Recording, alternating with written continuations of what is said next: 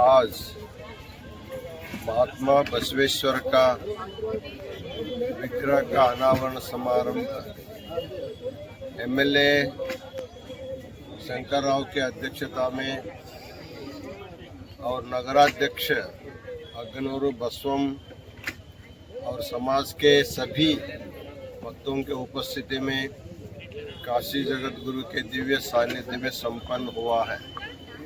महात्मा बसवेश्वर एक अवतारी पुरुष थे। उन्होंने समाज के उन्नति के लिए बहुत बड़ा कार्य किया है।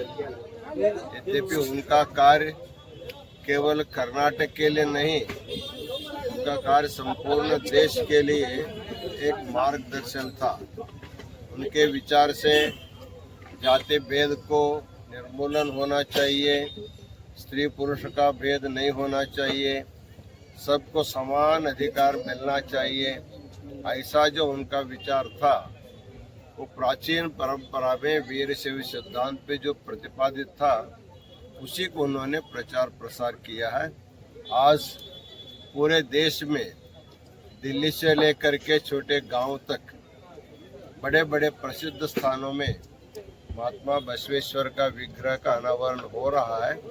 उसी श्रृंखला में आज अग्नूरू बसवम्मा के प्रयत्न से और एमएलए साहब के उदारता के कारण भक्तों के सहयोग से आज बहुत अच्छे ढंग से संपन्न हुआ है। एक शुभ मुहूर्त ही मानना चाहिए। श्रावण मास का पहला दिन है, बारिश आना ही है। इस समय बारिश भी आ करके सबको खुश किया है, इसलिए महास्वामी जी अत्यंत प्रसन्न है।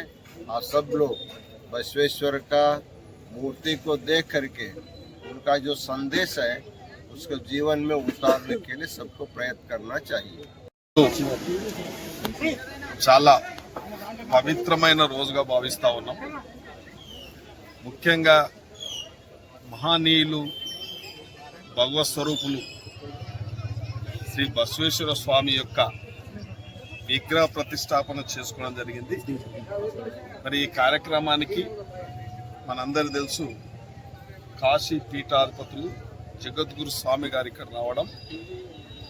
మరి ఈ కార్యక్రమంలో వీరశైవ సమాజ పెద్దలందరూ పేర్లతో కాకుండా అందరూ మహిళా సోదరులందరూ కూడా ఎంతో ఘనంగా ఈ కార్యక్రమాన్ని జయప్రదం చేసినందుకు ప్రతి ఒక్కరికి ధన్యవాదాలు, శుభాకాంక్షలు తెలియజేస్తా ఉన్నాం।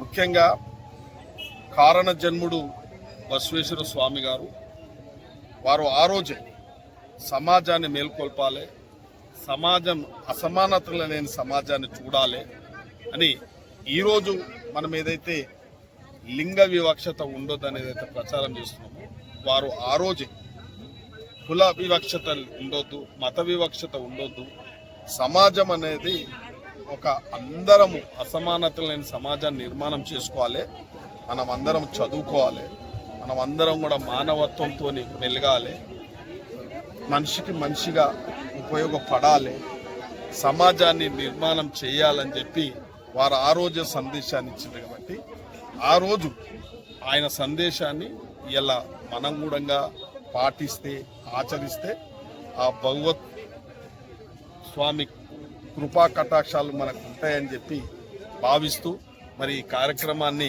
ఇంత పెద్ద ఎత్తున చేసిన వీరశైవ అసోసియేషన్కు అందరికీ పెద్దలందరికీ మరి ఇక్కడికి ఇచ్చేసి ఎంత పని ఉన్నప్పటికీ కూడా బసవప్ప యొక్క గురువుగా భావిస్తున్న పీఠాధిపతి కూడా ఇక్కడికి జగద్గురు స్వామి రావడం చాలా శుభసూచకం।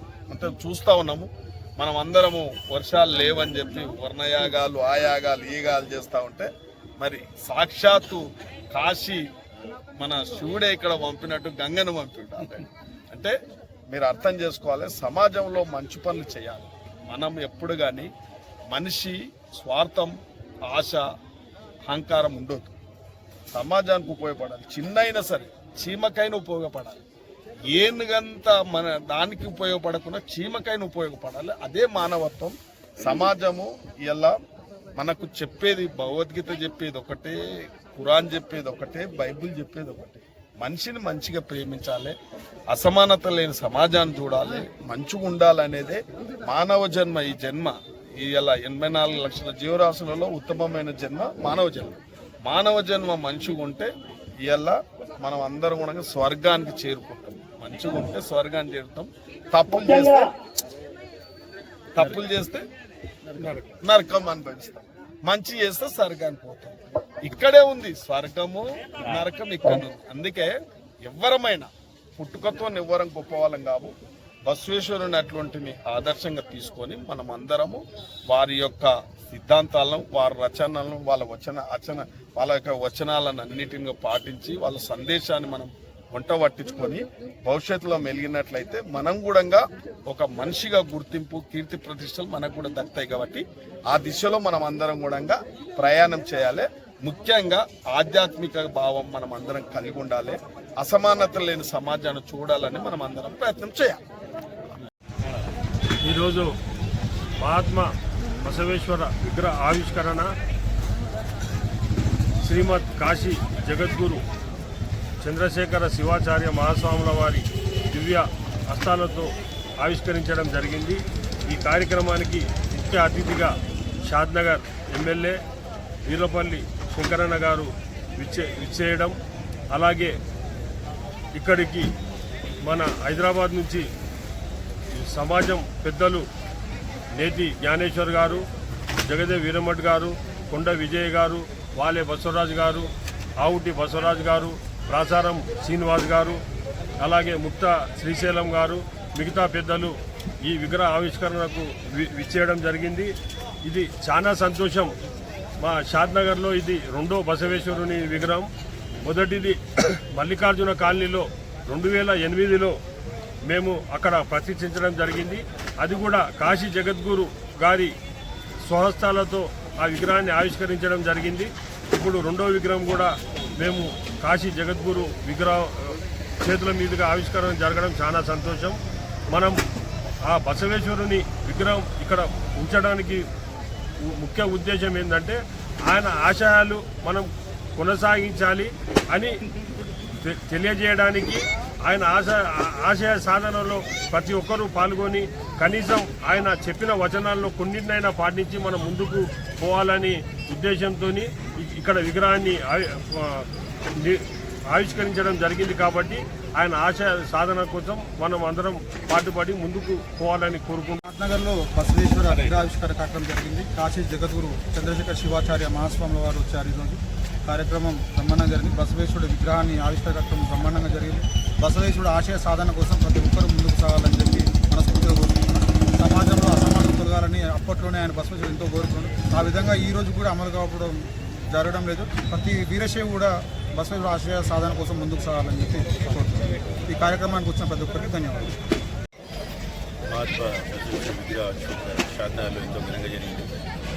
ఇంతకుముందు పెద్దలు చెప్పినట్టు మహాత్మా బసవేశ్వరుని ఆశయ సాధన కోసం ప్రతి ఒక్క వీరశైవ లింగాయత్ ముందుకు రావాలని చెప్పేసి కోరుకుంటూ వీళ్ళ చూసి ఇంకా నలుగురు ముందుకు వస్తే సమాజానికి ఎంతో కొంత మనవంతుల సాయం చేసినట్టు తెలియజేసుకుంటూ ఈ అవకాశం ఇచ్చిన షాద్నగర్ వీరశైవ సమాజానికి ధన్యవాదాలు.